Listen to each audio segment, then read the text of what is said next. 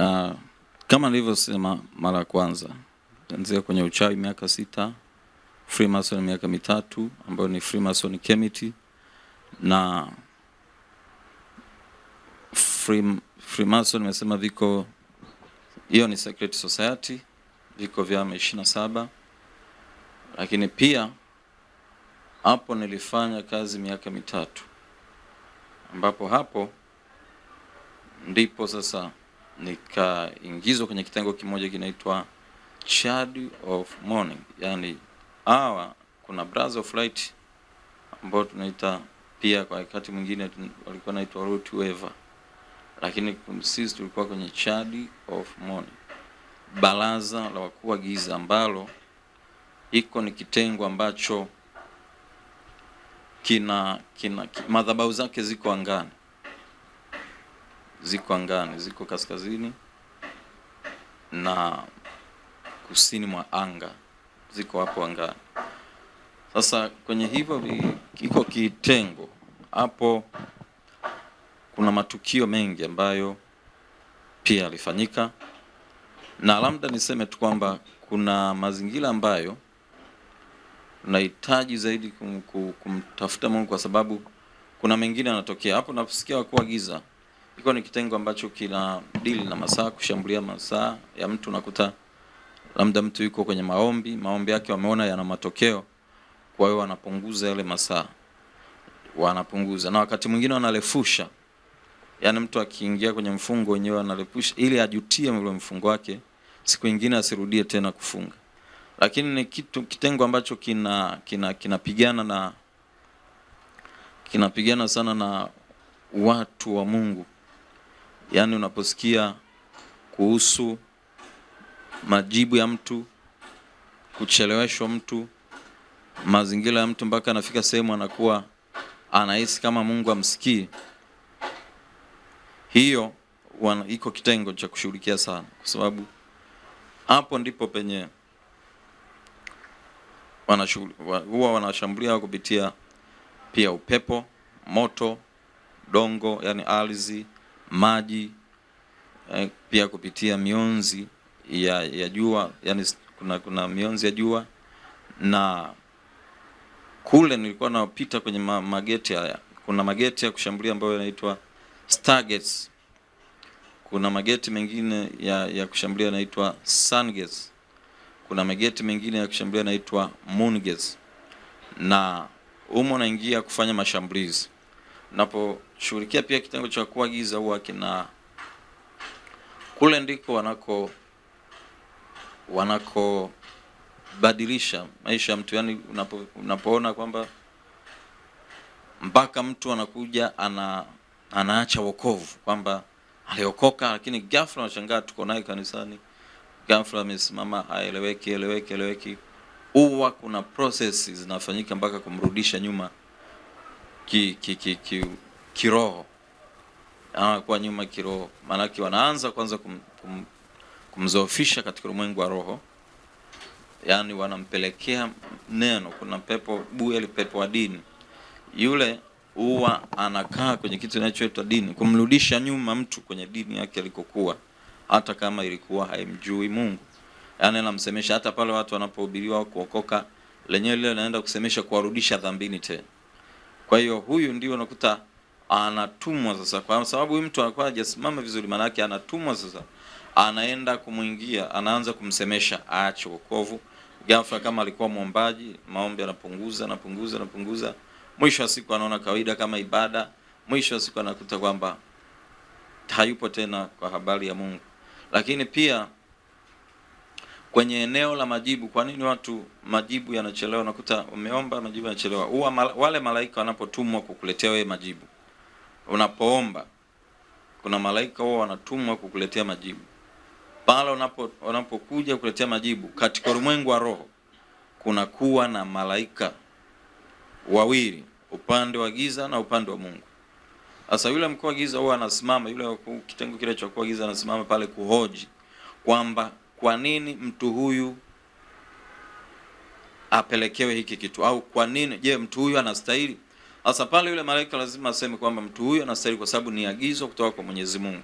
Yule mkuu wa giza atapinga, atasema ni agizo sawa, lakini mtu huyu hastahili kwa sababu amheshimu huyo Mungu wake. Kwa ataambia ni kwa lipi?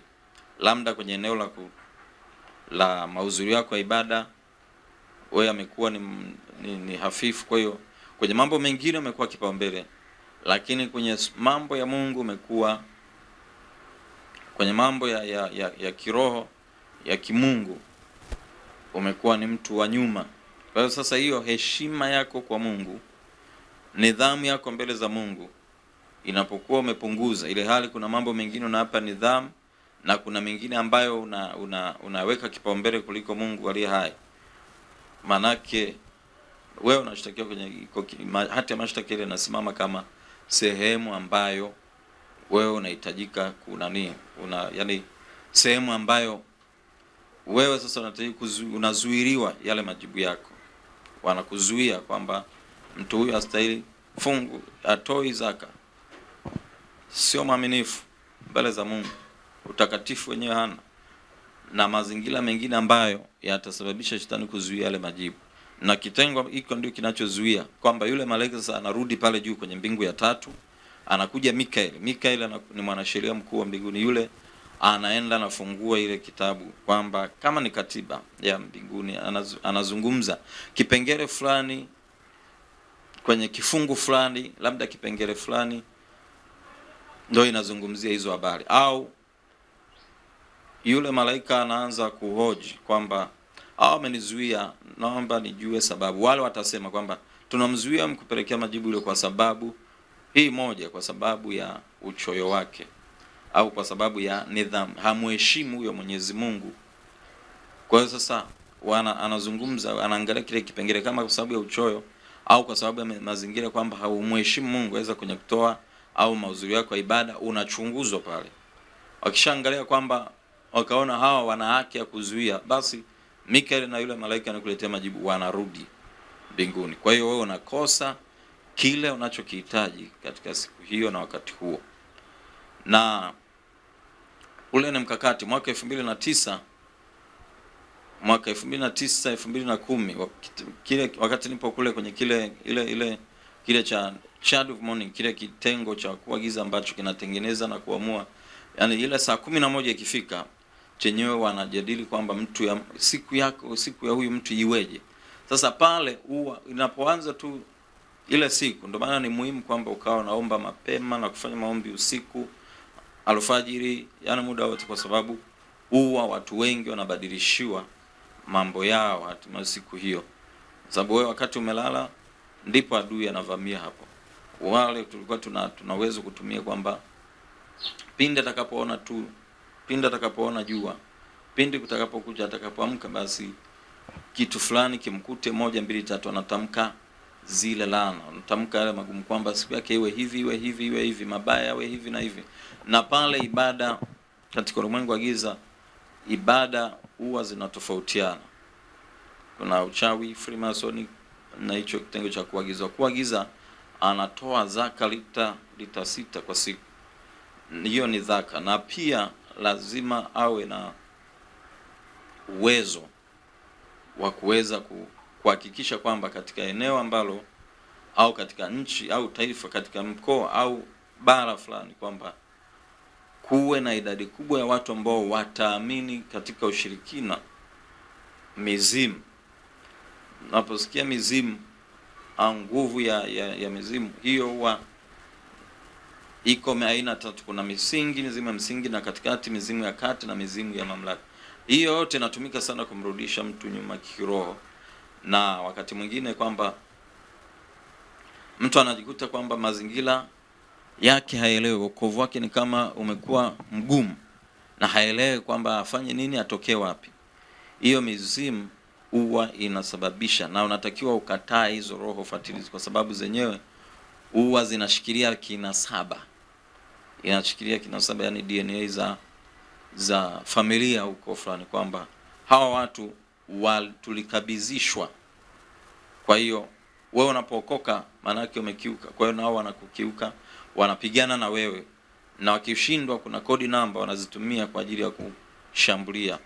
Na wanaweza wakatumia njama mbalimbali. Na pale kwenye kitengo cha kuagiza kuna mbinu walikuwa nazisema, ambayo tulikuwa tunasema pale, ya kwanza kushambulia, na ya pili ni kwamba atakaye mweke kati mtu maili, na nyingine inaitwa kuponya. Kuponya hiyo ni kwamba pale mtu anapokuwa na bidii ya kutoa sana, maombi sana, anashangaa mambo yake yanazidi kuwa magumu, lakini akiacha ndio anashangaa mambo yake yanakuwa mepesi. Huwa kuna majibu mengine sio Mungu, ni wewe. Yani shetani anaweza kukutengenezea namna fulani kama Mungu amekujibu, lakini sio Mungu, ni pepo. Yani hiyo mbinu ya kuponya ni kwamba mtu huyu ili afanye, aache kile anachotaka, anachokiabudu, aache yule Mungu anayemwabudu. Kwa hiyo wanapigana wewe kwa sababu ya kukosa imani na uvumilivu. Unajikuta kwamba unaacha imani. Pale unapoacha tu, unaposema umeacha tu, ndio mambo yako yanaanza kukaa vizuri. Sasa hapo ujue wameshafanya mashambulizi, wamekuataki katika ulimwengu wa giza. Tayari kuna vitu tayari vinaendelea ambavyo vitakuwa kufuatilia kila mara, kila wakati, kila dakika. Na mtu huyu asipoangalia, manake inafika wakati anafikiri kwamba Mungu ndiye anayemjibu, lakini kumbe sio Mungu. Sasa pia kuna mazingira ambayo wakuu wa giza wanasababisha kwa kanisa. Mfano, mpaka kanisa ifike sehemu likapasuka, megeko katokea, au mazingira ambayo katokea kwamba kuna sintofahamu, kuna watu hawaponi mle, watu hawafunguliwi mle, kuna vitu vinatokea mle ambao havijui. Huwa kuna mbinu ambazo wanazitumia katika kufanya vita na mtu aliyeokoka. Mbinu ya kwanza kabisa ambao wanaitumia hawa kuagiza inaitwa ni mbinu ya kuchonganisha. Yani hapa tunaita wanasema kuweka kati ya watu maili hao. Yani unachonganishwa wewe na Mungu. Unachonganishwa kwamba huyu Mungu kama ana uwezo, kama huyo Yesu unayemwabudu ana nguvu, kwa nini asifanye na hili? Kwa ile roho inakusemesha, yale mapepo yanakusemesha, kwa nini amekuacha kwenye hili? Mbona kwenye hili hayupo? Mbona katika hili una? Mbona 1 2 3? Pale unachonganishwa, mapepo ya kunong'ona yale ambao yanakuwa na kuingia ndani. Mfano kwenye kitengo cha kuagiza kule, kwenye mashambulizi ya mtu mmoja mmoja, ile shambulio la mtu mmoja mmoja, pale unafuatiliwa wewe.